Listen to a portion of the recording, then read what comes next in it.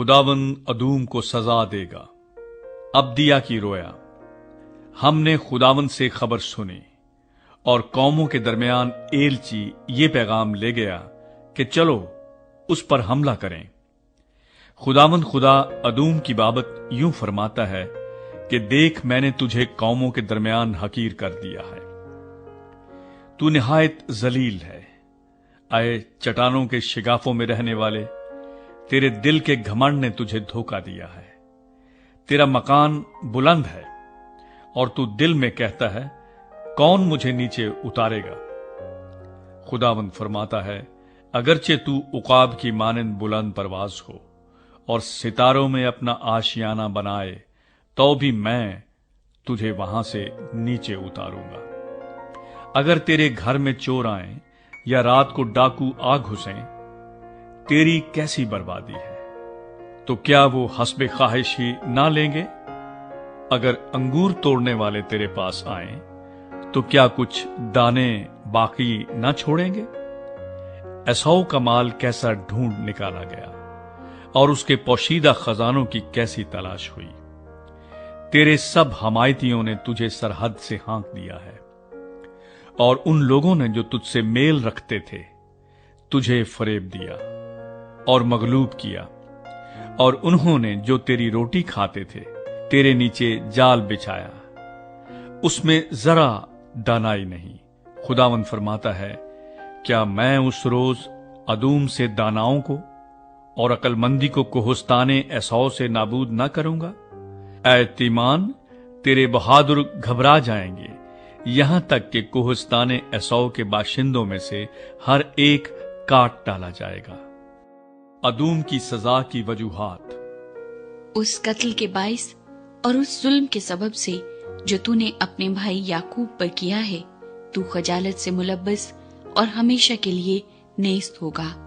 जिस रोज तू उसके मुखालिफों के साथ खड़ा था, जिस रोज अजनबी उसके लश्कर को असीर करके ले गए और बेगानों ने उसके फाटकों से दाखिल होकर यरूशलेम पर कुर्रा डाला, तू भी उनके साथ था।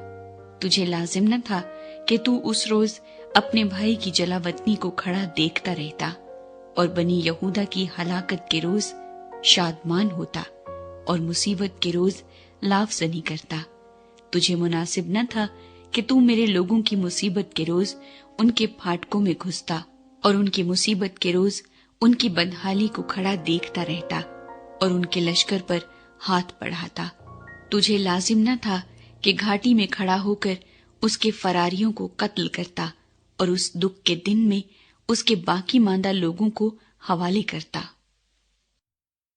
खुदावंद कौमों की अदालत करेगा, क्योंकि सब कौमों पर खुदावंद का दिन आ पहुंचा है।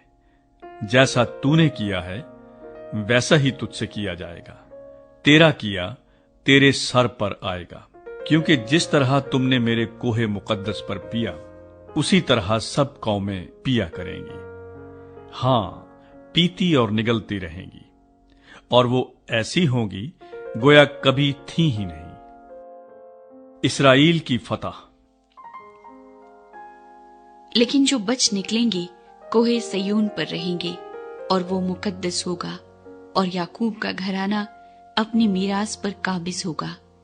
तब याकूब का घराना आग होगा और यूसुफ का घराना शोला और असऊ का घराना फूस, और वो उसमें भड़केंगे और उसको खा जाएंगे, और असऊ के घराने में से कोई न बचेगा, क्योंकि ये खुदावंद का फरमान है।